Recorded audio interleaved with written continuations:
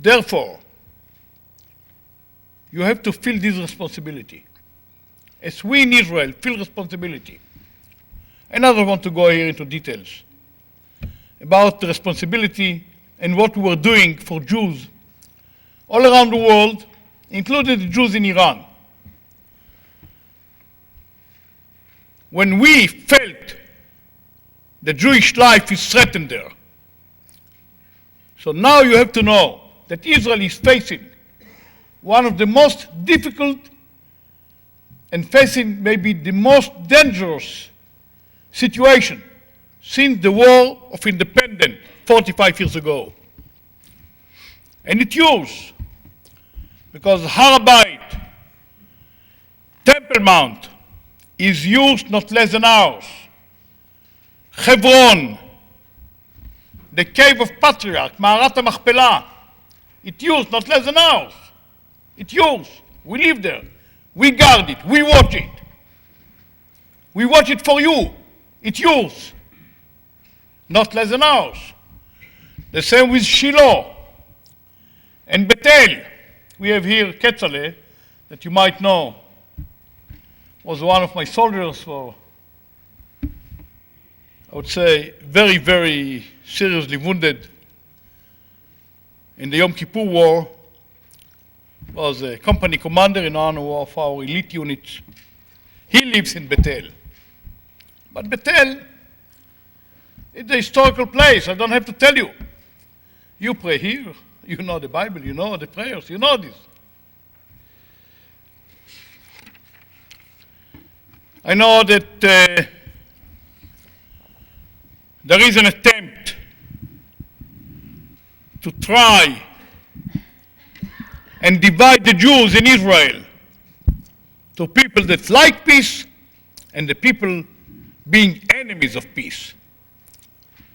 I would say, you know, when I hear that, I can never understand, because I don't believe that there is one Jew around the world that would not like to have peace. Jews like peace. We use the word shalom for 4,000 years. The Jews understand the meaning of peace better than anybody else. But this attempt to divide Jews, to be those who support peace and those that are against peace, sometimes in Israel you hear, I mean even from the government, you hear they talk about people that like peace and enemies of peace. And there are Arab enemies of peace in their eyes, and there are Jewish enemies of peace. Now, I said that before, talking to a smaller group here. I said something personal. Myself, I had the merit to participate in all the wars and the battles of Israel. I saw all the horrors and all the fears of the wars.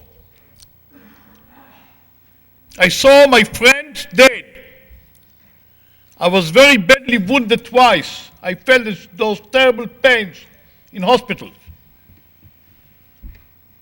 I had to take decisions of life and death, of others and of myself. And I understand the importance of peace not less than many of the politicians that are talking about peace and never had chance to be in those circumstances that happen to be in. But I always ask, when people speak about peace, what do we expect that peace will provide us? Peace, if you speak about real peace, peace should provide us with security. If no security, who needs this peace? I want to say to you that since this infamous handshake in Washington with Arafat, who is according every criteria a war criminal, because there is no man in the world since the Nazis' time that got so much Jewish blood on his hands civilian Jewish blood, like Arafat. Since then, we don't have one quiet day. Today, a young girl, 19 years old, Liad Gabay from Afula,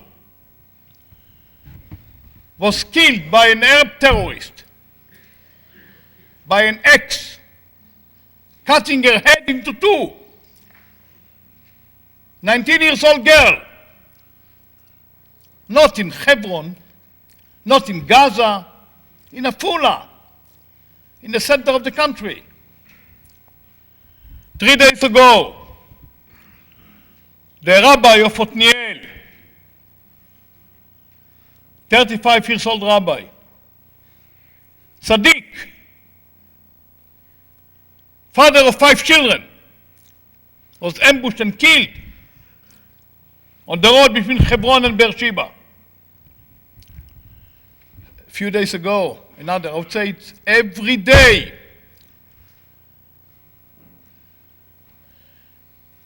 And when I speak about peace, for me, peace means security.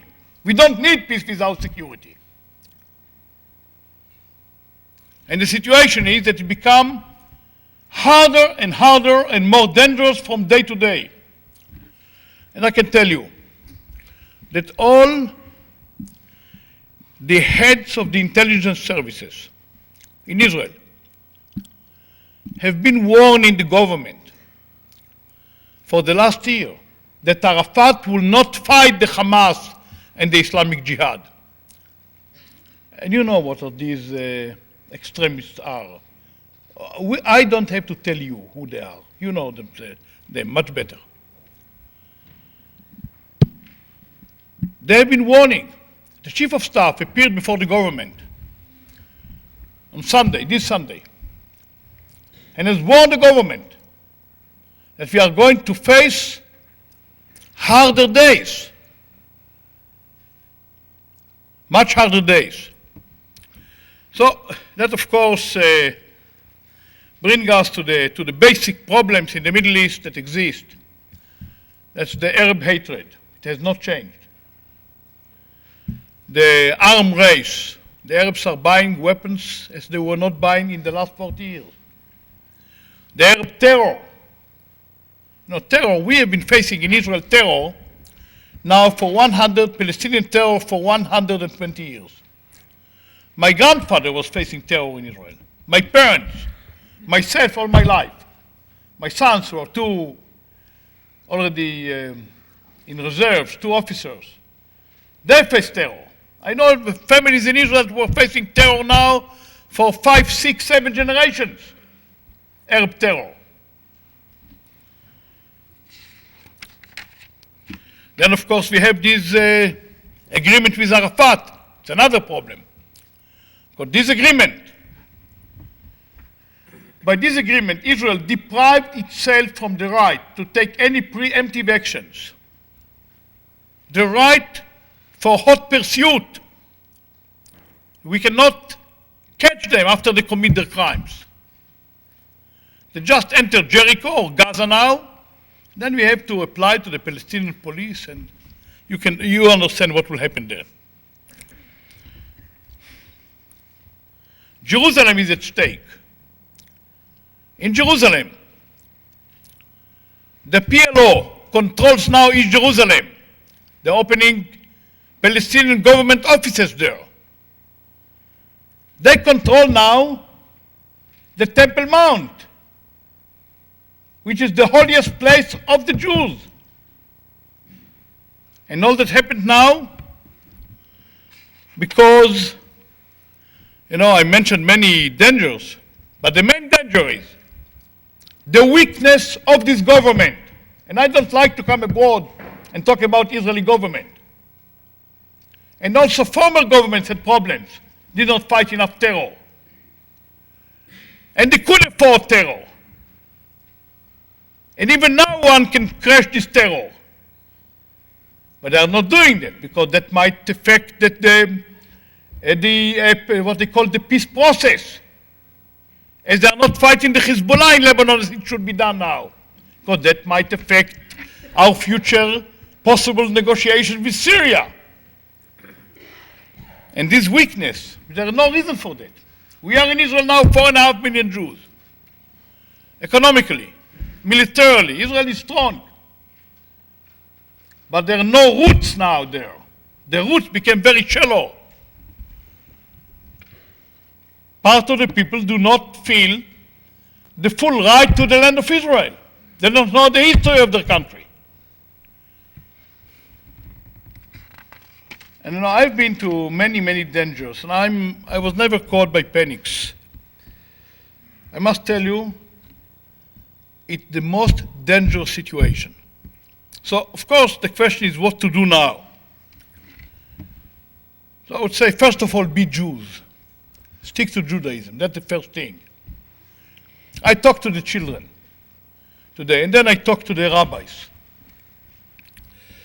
I would like that the children will know more about Israel. They have to know more.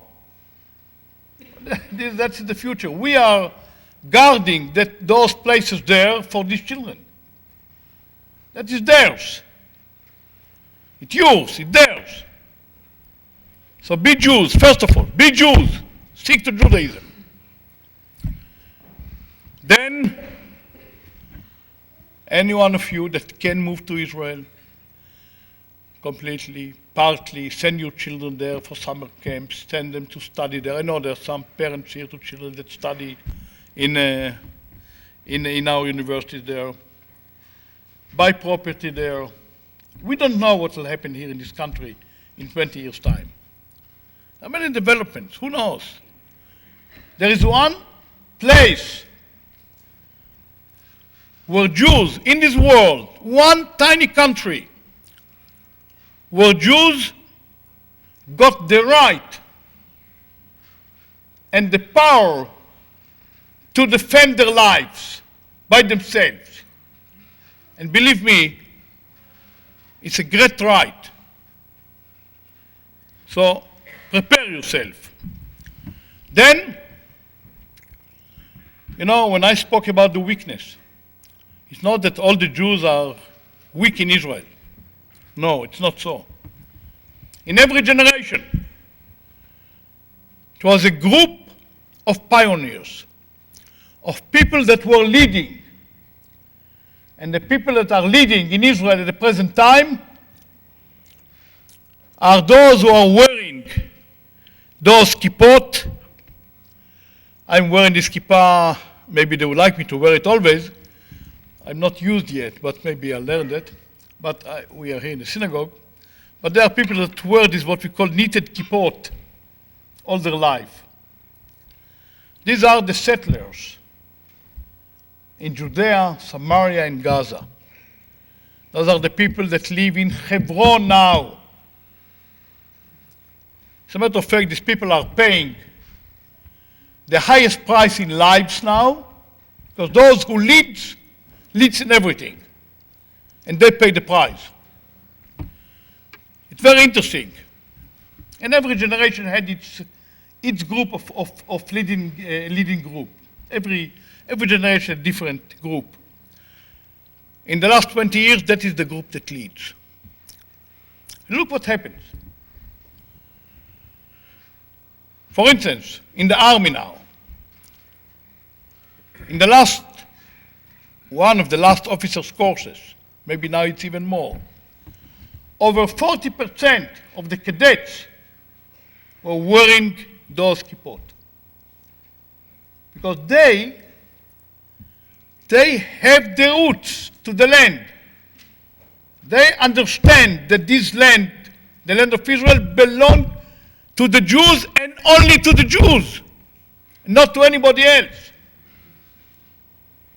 They are the people, which I would call them the last line of defense that Israel is having against being pushed back to the pre-67 boundaries. They are the only ones. If not for the settlements in the Golan Heights, in Samaria and Judea, we would have been a long time ago on the borders before the 6-Day War. Borders that are indefensible one cannot protect Israel on these borders. But these people there are 13,000 in the Golan Heights. There are 140,000 in Judea and Samaria, and there are about 5,700 in Gaza district. They live very hard life. You have to know that these people, they are having 82,000 children. See this Ketzale here. The report yesterday was 7 children, yes? I don't know today what the situation. You know, when I was served 2 years as Minister of Construction and Housing, I had 4 assistants. One of them, this young man. They all came from Samaria and Judea. Together, then, they had 28 children. Then, several months ago, they announced me that this group are having 29 children. I think that a few weeks ago, it became 30. We have not got the today report. We don't know. And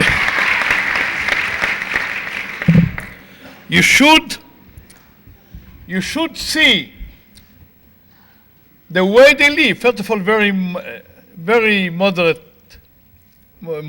modest life. But every morning, mothers are sending, thousands of mothers are sending tens, thousands of children to schools. Not every community got its own school.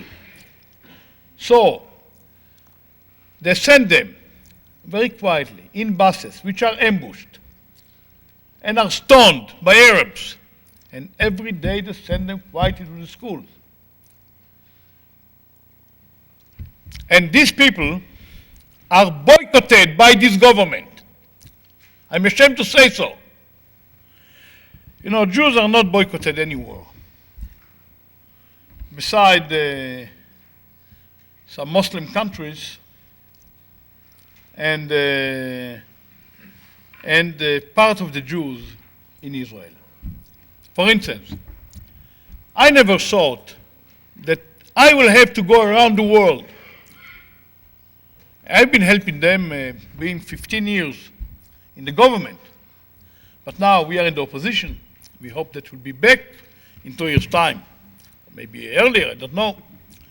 But אפשר לקבל טיפת מים? טיפת מים? תודה.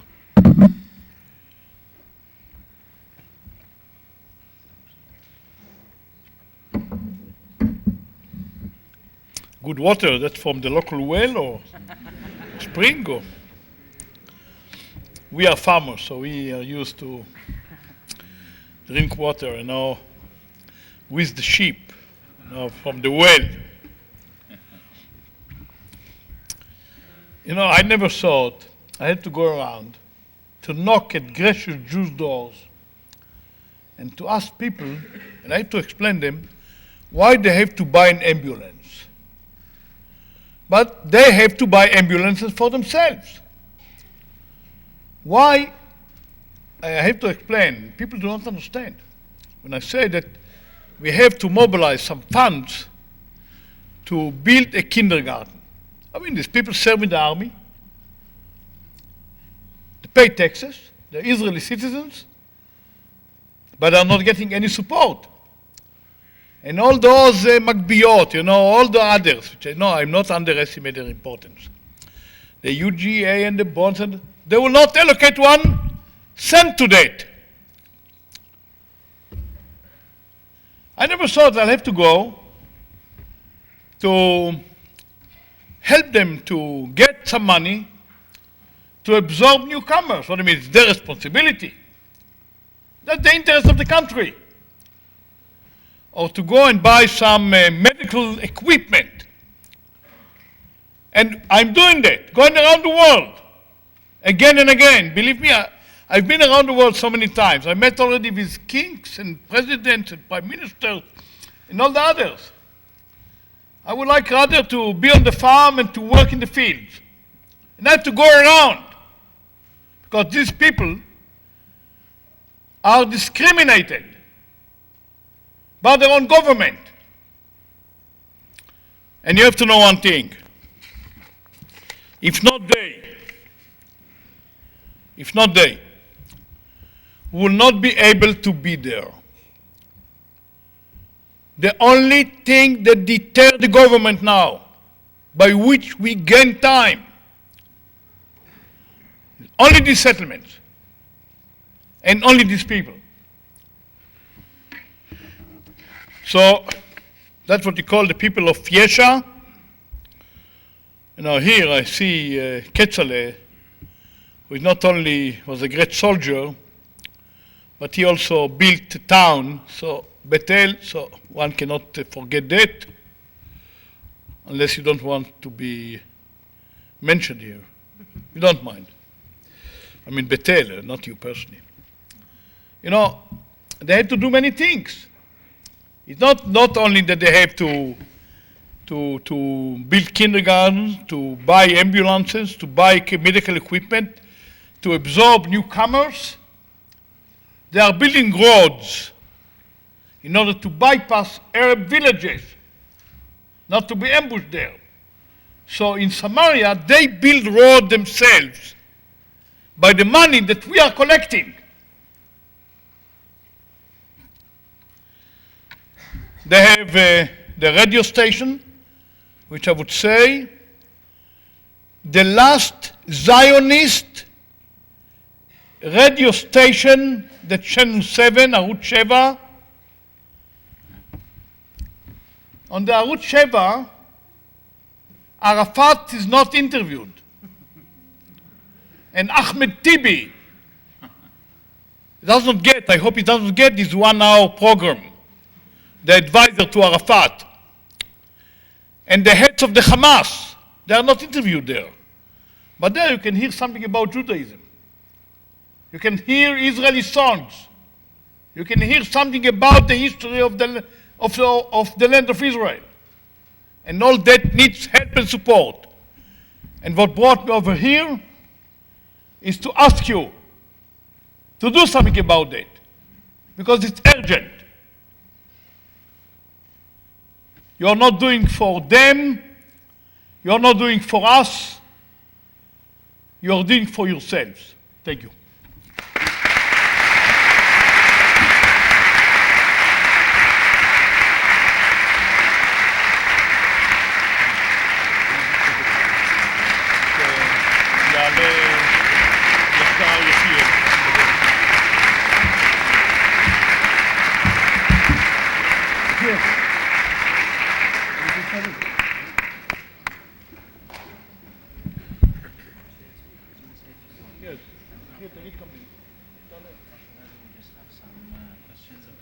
Okay, but first of all,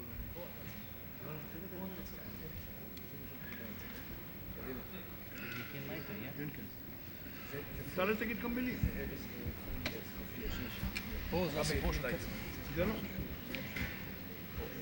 Before we have some questions placed to General Sharon, we would also like to ask Yechiel Leiter, who is the head of the foreign desk of Yesha, to just also say a few words to us about the Yesha movement.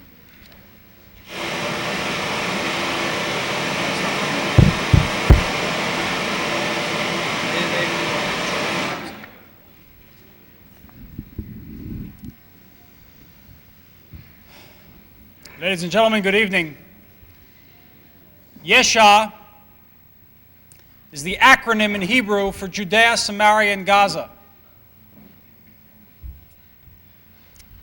And after 1967, the Six-Day War, there were those who waited for Hussein's phone call in order to give it all up. There are those who call it the West Bank. But we know that if there's no Judea, there are no Jews, because Jews come from Judea. And while those waited for Hussein's phone call to give it up, there were others. There were others led by General Sharon, led by my colleague Ketzele, who said, we don't wait for Hussein's phone call, we build Jewish communities where Jews lived for so many hundreds and thousands of years and have waited and longed to return to. And so we began to build. We began to build under the Labor government, and then we began to build under Menachem Begin of blessed memory. But I'll tell you something. I read not too long ago an article written by an important publicist, an historian. And he was writing about the Yom Kippur War. It was the 20th anniversary last year. And he asked the question, what will be in 100 years from now when historians look back and say, how was it that during the Yom Kippur War, when the Syrian army was on the downside of the Golan Heights, and the Egyptian army was south of Ashkelon, and Israel was almost annihilated, what was it, historians will ask 100 years from now, that saved the state of Israel? And they'll look back and they'll say it was General Ariel Sharon. It was when he was willing to defy the world, they said. When he was willing to defy the world. When he was willing to be a Jew first, as he spoke about this evening, and was willing to put Jewish interests first and foremost to save Jewish lives and protect the future of the Jewish people. It was that which ensured the state of Israel remained alive, the Jewish state remained strong and secure. And I have to add my own little tidbit to that. Historians 100 years from now will ask another question. Historians 100 years from now will ask, how was it that the United Nations met daily to condemn Israel? And nations of the world, President Bush, when he was in office, threatened that we would receive no money if we continued to build settlements, continued to allow Jews into Judea. How was it? Despite the Intifada, 7 years, when innocent Jews were attacked on a daily basis, incessant attacks, wanton violence by Arab terrorists perpetrated against children, women, and man. How was it that the settlements remained, that they continued to grow? They doubled and tripled their population and ultimately were annexed de jure into the state of Israel. How was it the last 100 years from now? And you know what the answer will be? The answer will be that there were 2 years when General Sharon was Minister of Housing and Construction. And while President Bush said, don't you dare, he said, this is Jewish land for the Jewish people. And he built. And when we started in the Intifada, December 6, 1987, with 61,000 Jews. Today we have 141,000. Doubled the population, defied reality, just like Lahavdil, what happened in Egypt. The overwhelming forces against us. Persecution, violence, terrorism. Kechol she'inu otanu, kein nirbe v'chein nifrotz. They will attempt to stymie our growth. They will throw stones at us. We'll take the stones and we'll build with them. They'll burn down our fields, our crops. We'll plant more. They'll injure our families. We'll continue to teach love and life and building and growth and future. And that's what Ketzel's radio station. And that's what Arutz Sheva, when everybody is running after our enemies to interview, when everybody's playing every foreign music they can get their hands on, our radio station, created by Yaakov Katz, created by Ketzel, 8 years ago came with an idea. He's going to buy a ship. All of his friends looked at him and said, Welche Mishuge geworden? You're a little crazy. Buy a ship, a radio station. And 7 years later, the whole country listens. And when Arutz Sheva says, come, we need a demonstration in Jerusalem to protest the government's policies, 250,000 people outside the Knesset saying, we want a Jewish government with Jewish policies. And I just want to close. I know many have questions and comments to make. General Sharon, I don't want to take up his time. or yours. I just want to leave you with one thought. Sunday, a friend of ours, personal friend of mine, was murdered. And I feel very close to him, not only because I know him, but because he was 35 with 5 children, and I feel very close to him because I'm 35 with 5 children.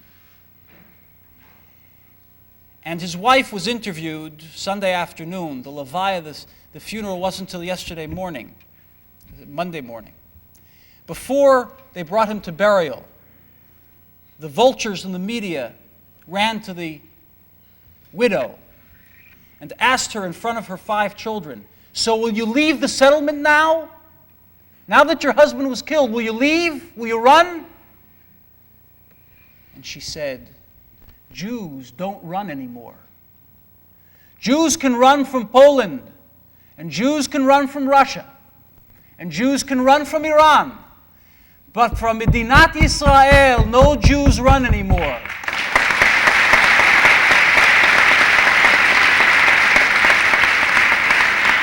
That's what she said. That's what she said. And that message we bring to you this evening. We won't run. But ladies and gentlemen, we won't run, but we need your help to make it work. We need your help so that we can remain strong and secure. Now's the time to support Israel by supporting the One Israel Fund, which is our UJA, because we don't get a penny from the UJA. Everything we need, every humanitarian service, we need from our friends here in America. And now it's a time of revolution. We're creating that in Israel. We need you to create that here with your philanthropic dollar. We need your help. Our children need your help. We need clinics, and we need schools, and we need ambulances, and we need ultrasounds, and we need defibrillators. And we need to absorb our Russian immigrants. We have communities where 40% of our entire community are Russian Ethiopian immigrants. And we don't get any help from any of your large offices here in Manhattan. Only the One Israel Fund. And you, should you decide to help, hold our hands and we'll remain strong for us and for you. Thank you very much.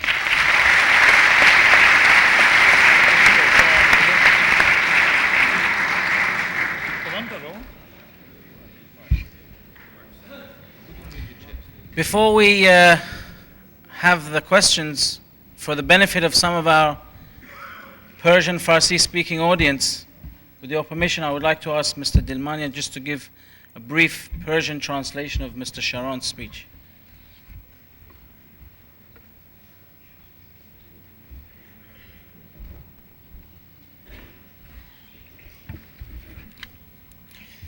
با اجازه حضار محترم مختصری از فرمایشات اریل شارون رو براتون ترجمه میکنم و قبل از اون شرح حالی از زندگی خودش رو که به انگلیسی قبلا گفتند بیان میکنیم. اریل شارون سربازی هستند که در همه جنگ‌های اسرائیل شرکت داشتند.